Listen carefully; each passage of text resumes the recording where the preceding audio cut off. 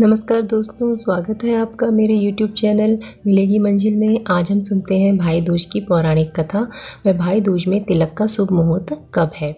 भाई दूज बहन भाई के रिश्ते को सेलिब्रेट करने का त्यौहार माना जाता है, क्योंकि राखी की तरह भाई दूज भी भाई और बहन के प्रेम का त्यौहार है। कार्तिक माह में दीपावली के बाद शुक्ल पक्ष की द्वितीया तिथि को भाई दूज मनाया जाता है। इस दिन यम द्वितीया और चित्रगुप्त पूजा भी होती है। तो इस वर्ष भाई दूज कब है और कैसे मनाया जाता है, सुनते हैं। इस वर्ष कार्तिक माह में दीपावली के बाद शुक्ल पक्ष की द्वितीया तिथि 14 नवंबर को दोपहर 2:36 से 15 नवंबर को 1:47 तक है। उदया तिथि के अनुसार भाई दूज 14 नवंबर को मनाई जाएगी। भाई दूज कैसे मनाते हैं? भाई दूज के दिन बहनें भाई को तिलक लगाती हैं। तिलक लगाते समय भाई का मुख उत्तर या उत्तर पश्चिम दिशा में होना चाहिए। इस दिन रोली की जगह अष्टगंध से भाई को तिलक करना चाहिए। बहनों को शाम को दक्षिण मुखी दीप जलाना चाहिए।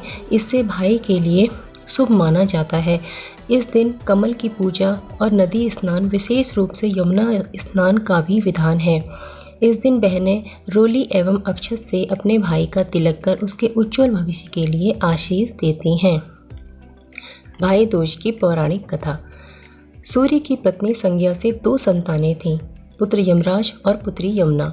संज्ञा सूर्य का तेज सहन न कर पाने के कारण अपनी छाया मूर्ति का निर्माण कर उन्हें ही अपने पुत्र पुत्री को सौंपकर वहां से चली गईं। छाया को यम और यमुना से अत्यधिक लगाव तो नहीं था, किंतु यमुना अपने भाई यमराज से बड़ा स्नेह करती थी। यमुना अपने भाई यमराज के यहाँ प्रायः जाती और उनके सुख दुख की बातें पूछा करती तथा यमुना यमराज को अपने घर पर आने के लिए भी आमंत्रित करती, किंतु व्यस्तता तथा अत्यधिक दायित्व के कारण वे उसके घर पर नहीं जा पाते थे। एक बार कार्तिक शुक्ल द्वितीया को यमराज अपनी बहन यमुना के घर अचानक जा पहुँचे। बहन के घर जाते समय यमराज ने नरक में निवास करने वाले जीवों को मुक्त कर दिया। बहन यमुना ने अपने सहोदर भाई का बड़ा आदर सत्कार किया, विविध व्यंजन बनाकर उन्हें भोजन कराया तथा भार पर तिलक लगाया। जब वे वहां से चलने लगे तब उन्होंने यमुना से कोई भी मनोवांछित वर मांगने का अनुरोध किया। यमुना ने उनके आग्रह को देखकर कहा, भैया, यदि आप मुझे वर देना ही चाहते हैं तो यही वर दीजिए कि आज के दिन प्रतिवर्ष आप मेरे यहाँ आया करेंगे और मेरा आतिथ्य स्वीकार किया करेंगे। इसी प्रकार जो भाई अपनी बहन के घर जाकर उसका आतिथ्य स्वीकार करे तथा इस दिन जो बहन अपने भाई को टीका करके भोजन खिलाए, उसे आपका भय ना रहे। इसी के साथ उन्होंने यह भी वरदान दिया कि यदि इस दिन भाई बहन यमुना नदी में डुबकी लगाएंगे तो वे यमराज के प्रकोप से बचे रहेंगे। यमुना की प्रार्थना को यमराज ने स्वीकार कर लिया। तभी से बहन भाई का यह त्यौहार मनाए जाने लगा। भैया दूज त्यौहार का मुख्य उद्देश्य भाई बहन के मध्य सद्भावना तथा एक दूसरे के प्रति निष्कपट प्रेम को प्रोत्साहित करना है।